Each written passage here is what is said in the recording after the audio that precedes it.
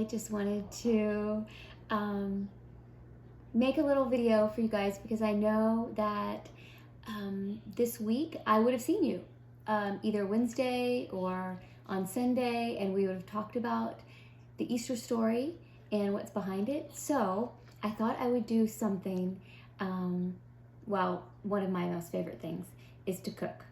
And so I thought I would do a little cooking thing for you guys that you can either make this week for Easter, either on Easter Sunday, or honestly, you can make it anytime.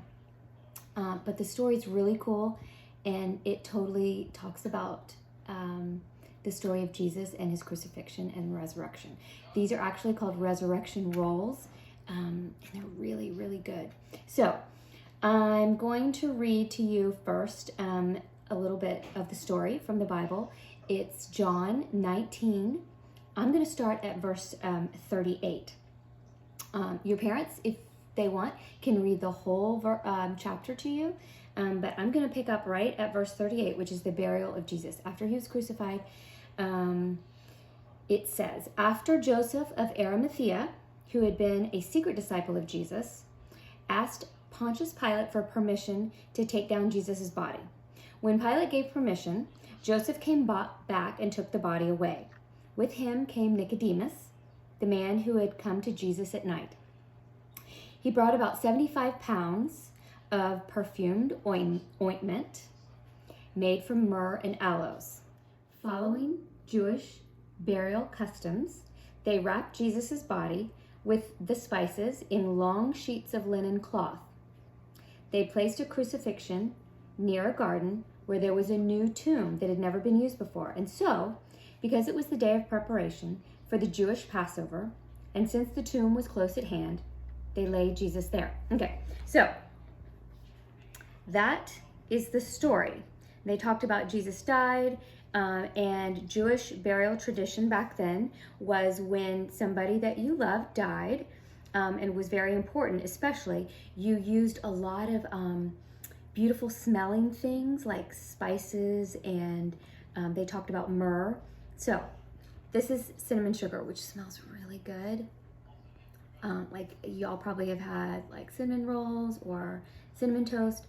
This is just some sugar with some cinnamon mixed in it. And I can, if you've never made these before, I'll give you all the ingredients. And then we have butter, and butter is kind of oily. And so it represents the oils that they put on Jesus' body and like the perfumes. And so we have a marshmallow, which everyone loves. And I actually had 8 in here, and when I started, I only had 7. So someone came and ate one. But the marshmallow is white, pure, right? And we always think about, when we think about colors, we think about Jesus being pure and sinless. So this is Jesus. And this crescent roll is the linens. The unbaked crescent roll is representing the cloth that they wrapped Jesus up with. So what we're going to do here is we are going to, you get your crescent rolls, you separate them out into 8 pieces, and then you take a marshmallow and you're going to roll it in the oil or the butter, and then you're going to put it in the perfumes over here. What's a little bit easier, especially with little ones, is you can just go crazy and shake it up to get all that good stuff on Jesus' body. And then you're gonna stick it on the crescent roll and wrap it up. Like, this is the linen that you wrap his body up. And here's the most important thing. You gotta wrap it up tight, okay? You don't want anything loose or open. And that's it, okay? It's like a little Jesus buried in that crescent roll. And you're gonna do the rest, all 7, and then you're gonna put it in the oven at like 375 for about 10 to 12 minutes. So we baked them, and we're gonna let them cool for a little bit. And as we do, I'm gonna finish a little bit of the story about his resurrection from John chapter 20. And like I said, your parents can read the whole thing, but I'm gonna start with the first verse and tell you what happened. So they say on Sunday morning, it was still dark, And Mary Magdalene came to the tomb and found that the stone had been rolled away. And she ran and found her friend Simon and another disciple, and she said, "They've taken the Lord's body away. We don't know where they've put it. It's gone." She was kind of scared, kind of alarmed. These rocks that they put in front of the tombs are huge and people can't move them, and so she was confused.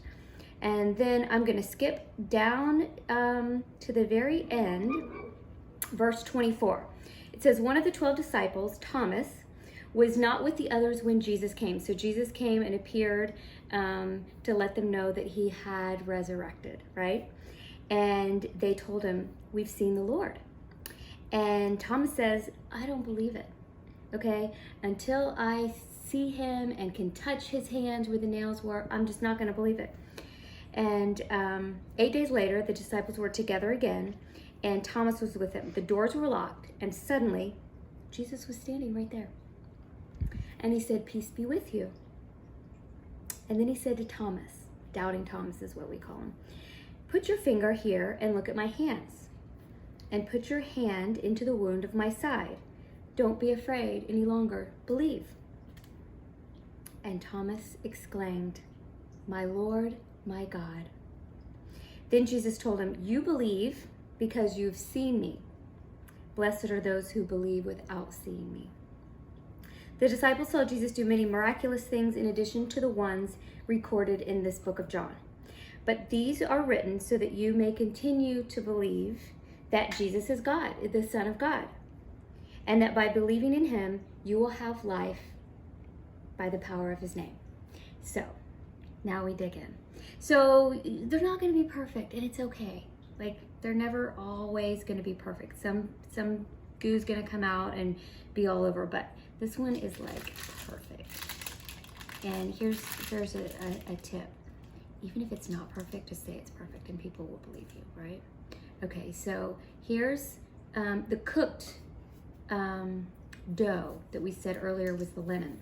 Once it becomes cooked, it represents the tomb. And when you open it up, there's nothing in there, right? It's empty.